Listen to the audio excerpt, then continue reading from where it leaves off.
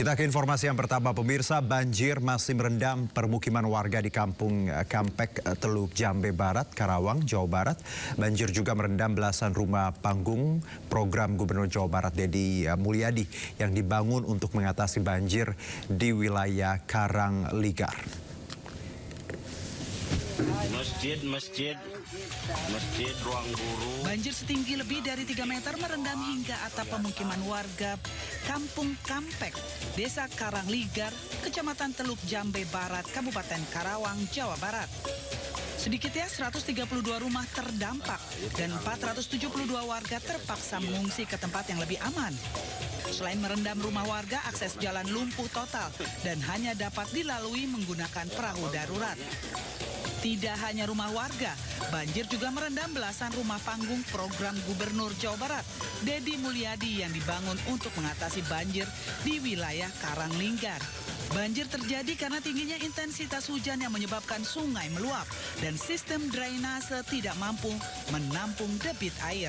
Warga berharap banjir segera surut serta adanya penanganan serius agar bencana banjir serupa tidak terus terulang setiap tahunnya. Tim Liputan iNews melaporkan. Sementara itu di Kabupaten Pasuruan, Jawa Timur, cuaca ekstrim membuat banjir merendam 2 kecamatan. Ratusan rumah warga di Kecamatan Rejoso dan Kecamatan Winongan terendam banjir hingga hampir setengah meter.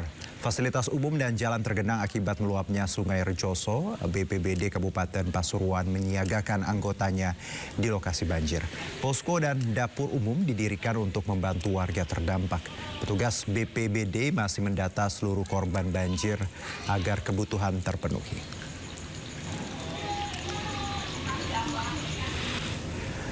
Diguyur hujan deras, Sungai Sengkarang meluap hingga menyebabkan banjir bandang setinggi hampir 1 meter menerjang permukiman warga di Desa Galang Pengampon, Kabupaten Pekalongan, Jawa Tengah. Ketinggian air bahkan sempat mencapai 1,5 meter. Petugas menyisir rumah-rumah warga untuk memastikan keselamatan warga yang terkepung banjir. Namun sebagian besar warga memilih bertahan di rumah.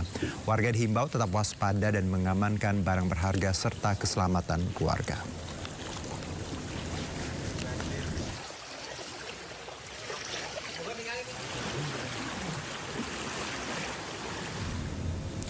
Gubernur DKI Jakarta Pramono Anung berencana menerapkan kebijakan bekerja dari rumah atau work from home serta pembelajaran jarak jauh jika banjir parah kembali melanda Jakarta seperti beberapa hari lalu.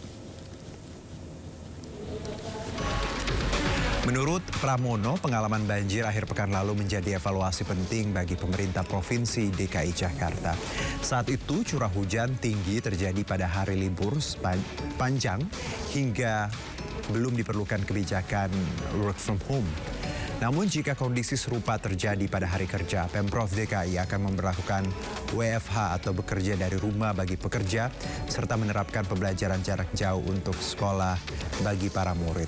Selain menyiapkan kebijakan WFH dan PJJ, Pemprov DKI Jakarta juga melakukan upaya antisipasi banjir seperti melalui operasi modifikasi cuaca dan optimalisasi seluruh pompa air yang menjadi kunci agar genangan cepat surut.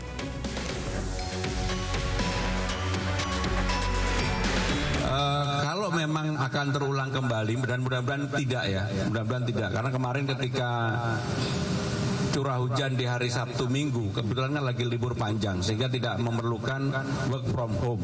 Tetapi kalau kemudian ada indikasi seperti itu dan di hari biasa, saya akan memutuskan untuk dilakukan work from home, terutama untuk anak-anak didik kita. Kita ke informasi berikutnya, pemirsa. Tim SAR berupaya mencari 3 korban yang masih terjebak di area galian tambang Kabupaten Bogor, Jawa Barat. Upaya pencarian membutuhkan peralatan khusus akibat jalur yang sempit dan struktur tanah yang tidak stabil.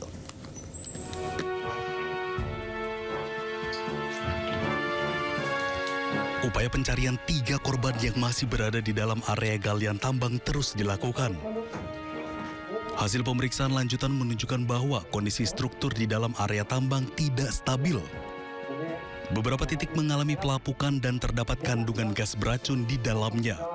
Proses evakuasi membutuhkan peralatan khusus untuk ruang terbatas karena jalur penambangan yang sempit dengan diameter 1 meter.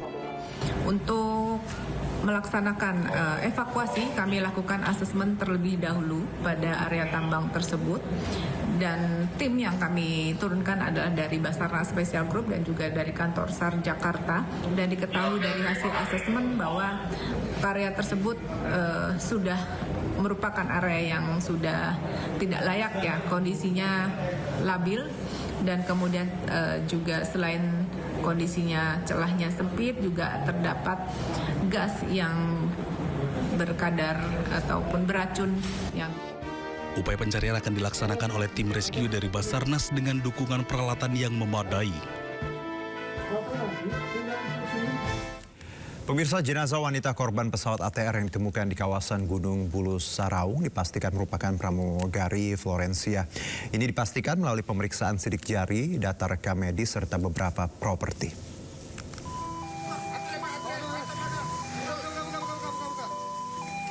Jenazah perempuan kru pesawat ATR 42500 yang jatuh di kawasan Gunung Bulu Saraung, perbatasan Kabupaten Maros dan Pangkep, telah tiba di posko postmortem Bidoges Polda Sulawesi Selatan di Rumah Sakit Bayangkara Makassar. Jenazah korban kedua yang ditemukan hingga melalui proses evakuasi yang ekstrim tersebut dibawa ke Rumah Sakit Bayangkara Makassar untuk menjalani proses identifikasi. Berdasarkan pantauan di lokasi, mobil ambulans yang mengangkut jenazah tiba di Rumah Sakit Bayangkara Makassar Selasa malam. Jenazah kemudian langsung dimasukkan ke ruang jenazah untuk menjalani identifikasi tim DVI Bidoges Polda Sulawesi Selatan.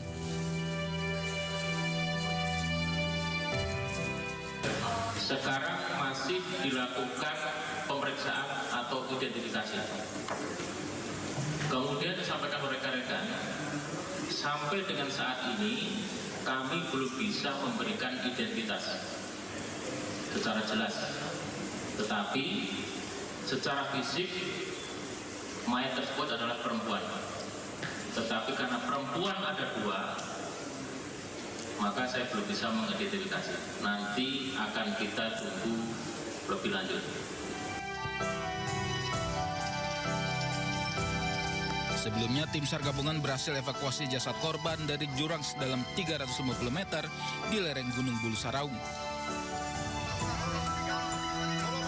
Proses evakuasi berlangsung cukup berat lantaran medan terjal dan cuaca buruk.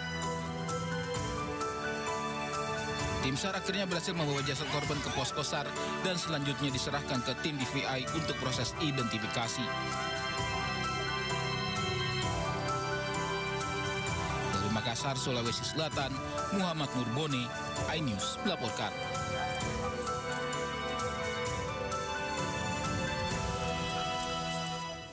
Ya, pemirsa, proses evakuasi korban pesawat ATR 42500 di Kabupaten Pangkep, Sulawesi Selatan berlangsung dramatis dan penuh perjuangan. Tim penyelamat harus berjalan kaki berjam-jam di medan ekstrim dan bertahan di tengah badai.